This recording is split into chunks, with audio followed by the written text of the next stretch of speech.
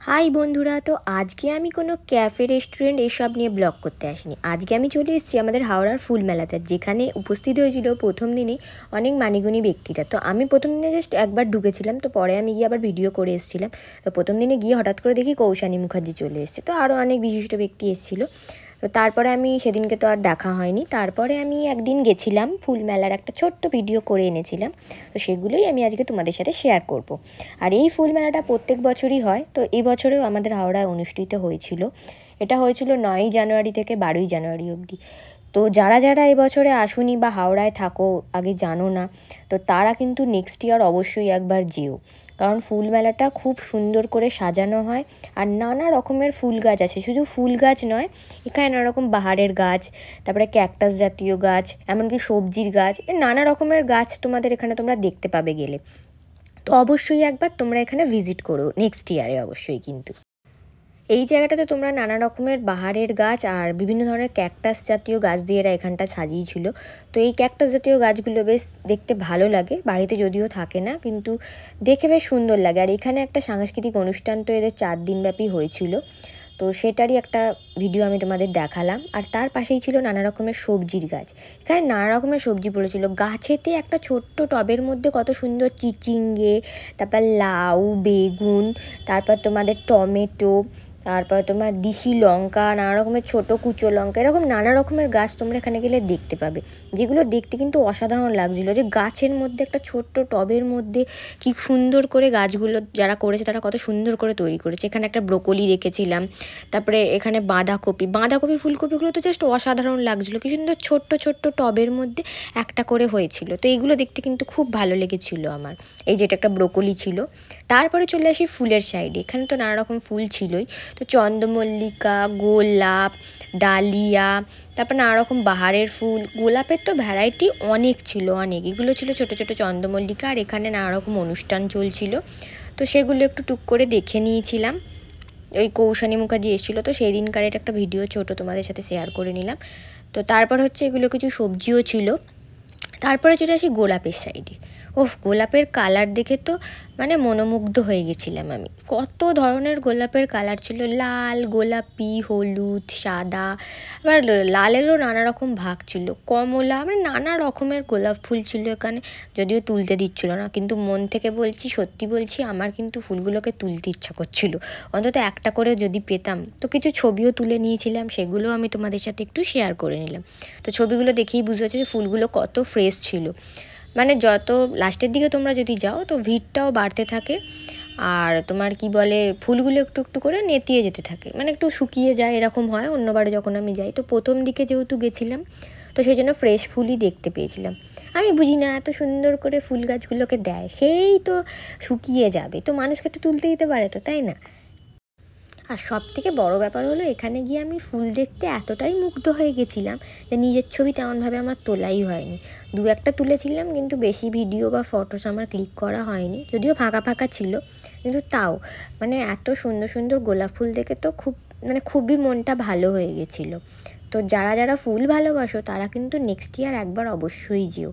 আর এটা তোমাদের যদি বলো কোথায় হয়, তাহলে আমি বলবো শামাসি থেকে যে রাস্তাটা তোমরা যদি নতুন রাস্তা হয়ে যাও, তাহলে তোমরা শামাসির দিক থেকে যে রাস্তাটা দেখবে বাঁ দিকে বেঁকে যাচ্ছে, সেই রাস্তা ধরে তোমরা সোজা হাঁটলেই রামকৃষ্ণ শিক্ষালয় স্কুল পাবে। স্কুল থেকে ঠিক একটুখানি এগোলেই একটা মাঠের মধ্যে এটা অনুষ্ঠিত হয়, তো ইজিলি যে কেউ এখানে পৌঁছে যেতে পারবে। আর যারা পাওয়ার হাউস হয়ে আসবে, পাওয়ার হাউস থেকে একটা রাস্তা কদমতলার দিকে চলে যাচ্ছে, আর একটা রাস্তা তোমাদের শামাসির দিকে বেঁকে যাচ্ছে। তো যে রাস্তাটা শামাসির দিকে যাচ্ছে, সেই রাস্তা ধরে যদি তোমরা আসো, তাহলে ইজিলি এখানে তোমরা পৌঁছে যেতে পারবে।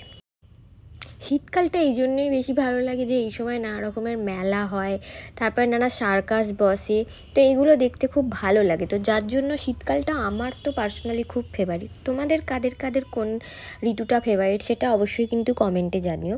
যদিও অনেকে বলে শীতকালে কাজ করা যায় না, কিন্তু আমার মনে হয় ওই গরম প্যাচপ্যাচানির থেকে তো আমার শীতকাল অনেক ভালো।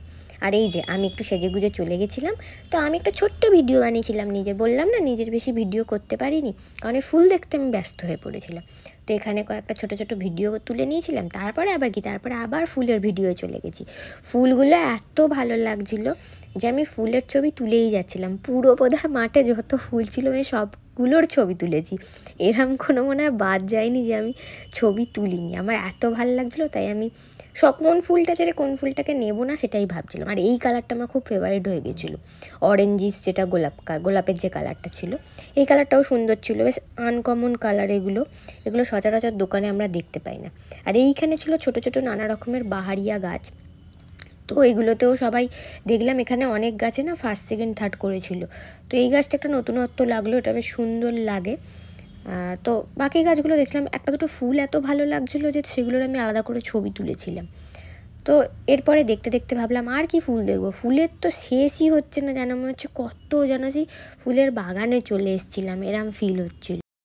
আর যেহেতু এখানে শুধু ফুল না, একটা সাংস্কৃতিক অনুষ্ঠানও হয়, তো যার জন্য মানুষ গিয়ে বোর হবে না, অনেকটা টাইম তোমরা কাটাতে পারবে। তারপরে চলেছিলাম গাঁদার সাইডে, নানা কালারের গাঁদা, এই দুটো কালার তো কমন।